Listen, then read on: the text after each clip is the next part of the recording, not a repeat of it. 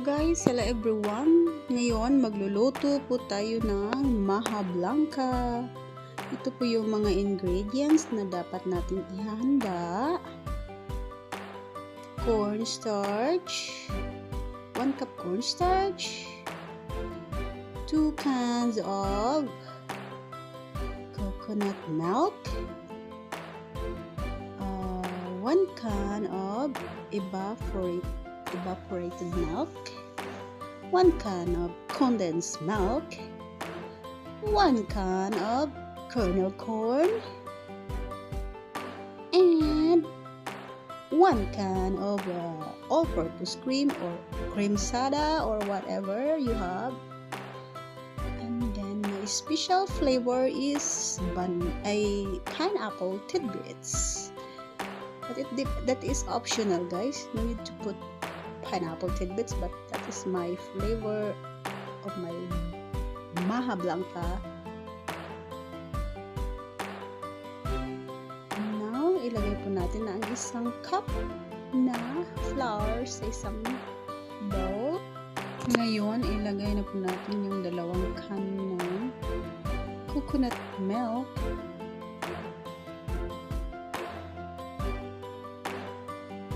Tapos yung ating heat dyan, guys, mataas. Nasa 9 siya.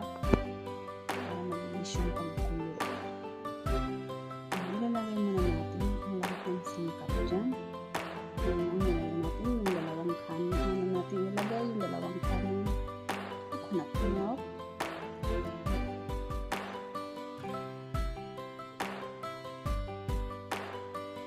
Ayan. You can see it, guys. Super sticky yung ang ginamit ko na sticky siya. Maganda siya. Hindi siya malabsaw. Kasunod niyan. Ayan. Nalagyan natin ang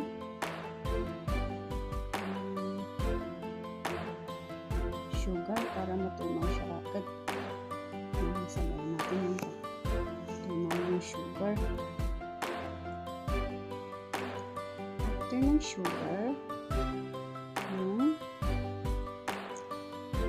condensed milk. Ayan. Ang tamis siguro, guys, no? 1/3 of cup sugar, 1 can of condensed milk. So, medyo matamis nga, no? So, yun ang magandang ratio. Para sarap yung ating Maja Blanca. And then, sunod niyan, ilagay po natin ang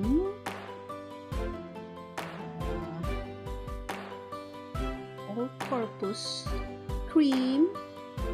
Pag wala kayong all-purpose cream, yung creamsada. Wala naman akong all-purpose cream. So, ang ginamit ko, yung creamsada, mas thicker siya sa all-purpose cream. Ayan, naisipan ko, yun ang gagamitin ko. Sticky siya is all-purpose cream. Yung ibang ginagamit is all-purpose cream. Yung iba, nila nilagyan ng all-purpose cream. Ibap lang at saka condensed milk. So, kasunod niyan, haluin lang natin tapos ilagay natin ang kernel corn. Yung kernel corn, tinanggal ko na yung tubig niyan, diba? May tubig siya.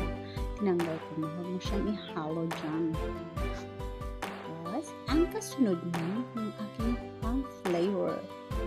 My Maja is pineapple flavor. So, ilagay ko na si pineapple tidbits. Tinanggalan ko na rin siya ng tubig. Pero meron siya natirang konti. Pero it's okay. Now, guys. Ayan. So, it's time to halo hanggang siya'y kumalo. Diba? Very easy, guys, ang paggawa ng Maja Blanca. Tapos ngayon, habang pinakulo natin, paghaluin na natin ang cornstarch at saka evaporated milk. Yung iba, hindi sila gumagamit ng evaporated sa paghalo. Diyan ang ginamit nila ay tubig. Tapos, yung evaporated na isang can, ipinaghalo nila doon sa mixture, yung sa Yung coconut milk. Mixture. Pero ako, ang pinaghalo ko dyan, yung coconut, ay yung evaporated milk. Hindi tubig. Wala siyang tubig na halo. Diba? Mix lang hanggang ma-dissolve natin yung cornstarch. Kasi pag i-diretso mo siya doon, mamumuo siya guys. Hindi siya masyarwa. Ayan.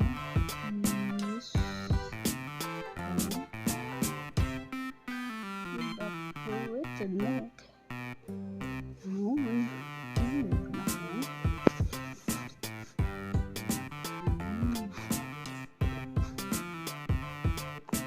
Halo lang guys.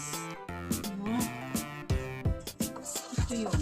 Solve na siya. Mix na siyang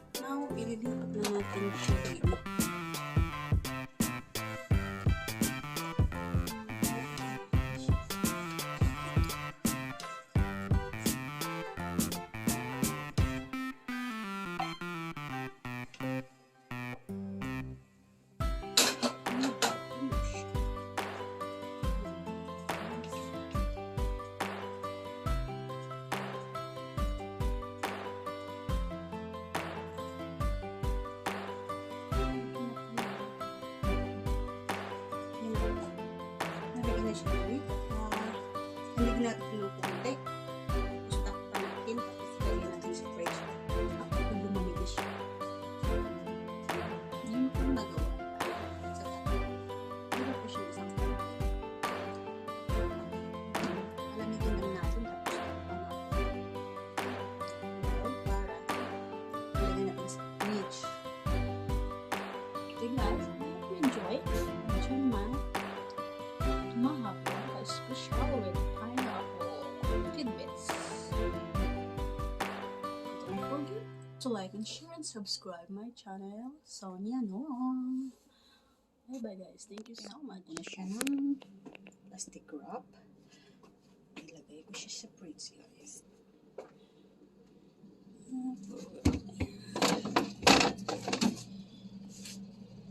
Maybe to 1 hour. Malamig na siya.